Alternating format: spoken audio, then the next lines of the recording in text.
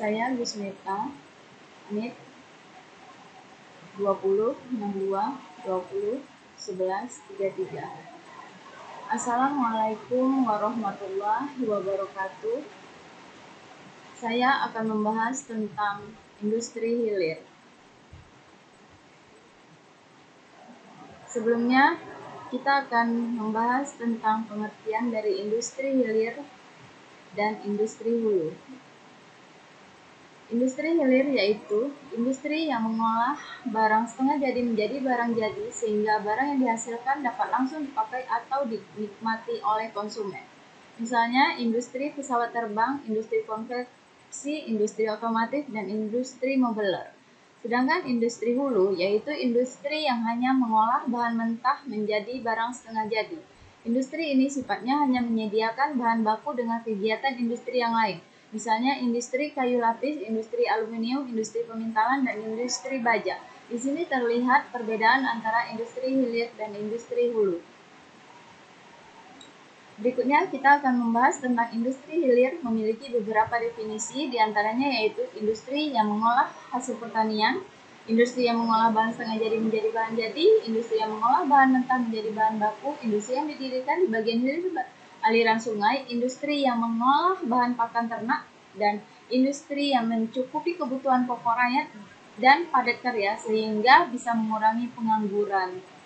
Tujuan dari industri hilir ini merupakan pertama menyediakan barang-barang jadi yang siap dikonsumsi oleh masyarakat. Yang kedua, mengolah dari bahan setengah jadi menjadi maupun dari barang mentah. Yang ketiga yaitu membuka lapangan pekerjaan. Yang keempat, mencari laba untuk menggerakkan roda perekonomian. Contoh dari industri hilir yaitu industri pangan, contohnya susu, minyak goreng, margarin, terigu, dan lain sebagainya. Di industri tekstil, contohnya benang, tenun, zat pewarna. Di industri kimia, contohnya cat, sabun, dempul, sepatu, karet.